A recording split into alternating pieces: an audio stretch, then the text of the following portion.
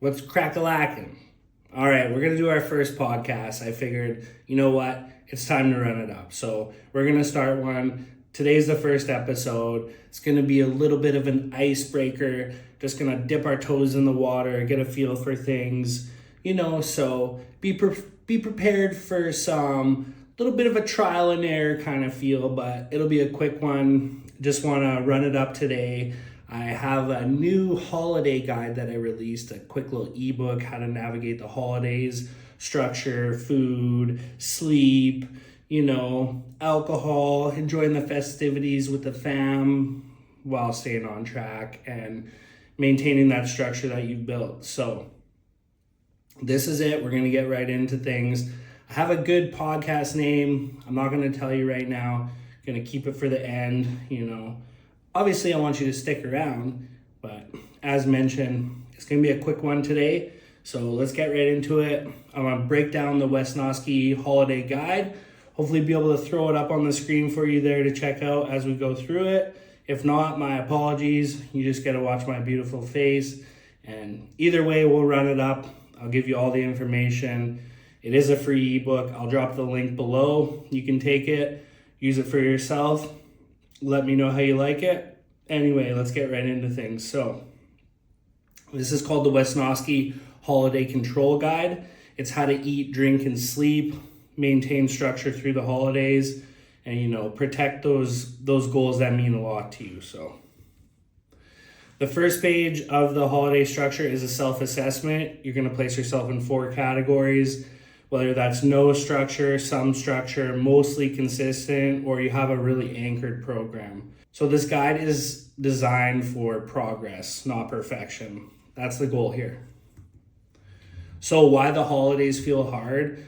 The holidays don't feel hard for most people because of food. At the end of the day, it really comes down to that loss of structure. So, random sleep timings, all those different meals, all those sugary treats are going to create, blood sugar swings, maybe a little bit of alcohol here and there, stacking that on an already raised cortisol. It's going to increase further stress. So often during this time, training becomes the last priority for most of us. And that can leave us feeling a little guilty at the end of the day, but we don't have to feel guilty. We just need to maintain some structure, and we're going to coast right through the holidays. So structure creates freedom. You do not need to avoid food, avoid meals, earn meals, start over in January. You just need to lock down and anchor the structure, as we talked about. So stabilize some non-negotiables regardless of external chaos. So inside Wesnoski, we have some core rules that we follow through the holidays. So that's going to be protect your mornings. This is going to set your hormones up for the next 24 hours. So try and wake within 60 minutes of your normal wake time. Light exposure within the first 30 minutes, as always, really setting up that circadian rhythm. Protein first meal, always. This is key during the holidays, right? You always really want to focus on those core protein foundation of your meals. It's going to set you up. Maybe save a little bit of room for carbs in the evening for those treats, right? And again, no grazing, no snacking. We have our meals, and we'll have the meal with the family later on and enjoy that. So 2 is we eat with intention and not restriction. So restriction leads to rebound, and structure prevents chaos. So as we talked about, we really want to anchor protein first in our meals. This stabilizes the metabolism. Number 3, alcohol is a choice and not a lifestyle. Alcohol is optional. If used, it must be controlled. So treat it as a calculated choice with clear limits, not a social behavior. 1 or 2 drinks over the holidays is absolutely fine, and we'll go over that a little bit more. Train to regulate your nervous system. Holiday training is not about performance. As you know, we may not be feeling optimal here, but it is going to help support insulin sensitivity. It's going to help mood stability. It's going to help sleep quality. So train to feel better. We don't need to hit any PRs during this time. Okay, let's break down the meal system. We need to have 2 controlled meals during this time. Protein first, as mentioned. And I give some options here: eggs and fruit, Greek yogurt and berries, chicken, rice, and vegetables, beef, potato, and oil. I also have some vegetarian options here as well. So we do not need to have tracking. We do not need to track our macros here. Just have some protein first. Protein is the rule, stabilizes everything else. So this is a little example of the holiday success plate. You can use this as structure at all buffets, family dinners, and holiday gatherings. So as you can see, the plate here has 50% protein, 25% carbs, and 25% fats and extras. So here we could have 50% turkey or whatever your choice of meat may be. Over here in the carb section, we could have some rice, potatoes, some vegetables. Over here in the fat section, maybe some macaroni and cheese, things like that. Again, protein first, eat slowly, chew your food adequately. This is gonna help with digestion as well. One plate only. Remember, we're here to enjoy time with family. Food does not need to be the focus. And, I always like to save a little room for dessert, but desserts are always optional. So, alcohol without derailment. The alcohol rules: never drink fasted, never ever. And I'm gonna say it, but you gotta eat your protein first. Cap at 1 to 3 drinks maximum. Avoid sugary mixed up drinks. We don't need those. Those are only gonna make us feel terrible the next day. Stop drinking 3 hours before bedtime. Hydrate aggressively throughout. So if you're gonna have a glass of alcohol, have a glass of water. Glass of alcohol, glass of water. Momentum killers, these ones are gonna be harder on the body: eggnog, cream-based drinks, sugary cocktails.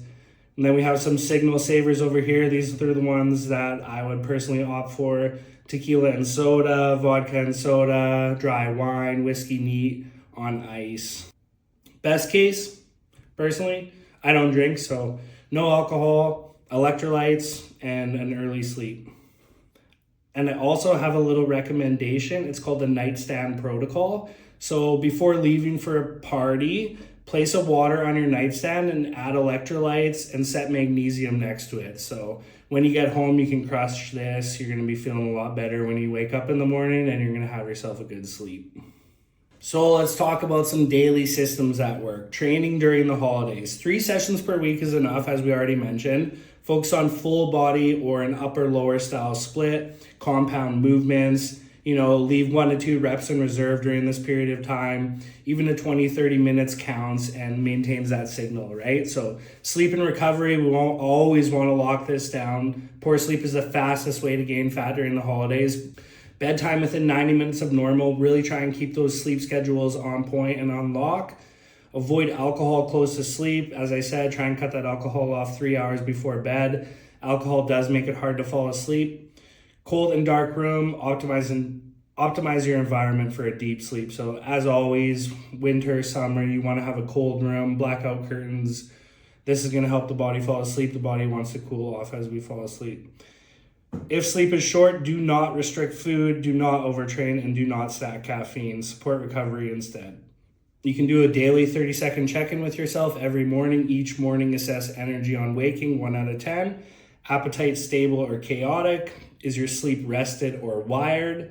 If 2 of 3 are good, stay the course. If 2 are off, simplify and reset. The truth about January: most people start January inflamed, tired, and behind. Not because of holidays themselves, but because structure was lost and never reclaimed. So what not to do during this time? Do not starve yourself. Do not add excessive cardio is not needed. Do not skip training for weeks. Do not rely on shame, and do not wait until January. What to do instead? Maintain anchor, as we have talked about. Protect morning routine. Train 3 times per week minimum, and use rest days when needed. Stay connected to your structure. And as I talked about, I have a good name for the podcast. I think I'm going to call it the Wild Wes. So in weeks to come, I'm really going to dial this in, perfect my podcast. As you can tell, this one, we're just going through a guide here, giving you guys some recommendations for the holidays, some simple but effective advice. So give this a quick watch, share it with your friends. If you like the video, I appreciate it if you follow and subscribe. And check me out on Instagram, TikTok, Facebook, pretty much everywhere. So Wesnoski Coaching, out.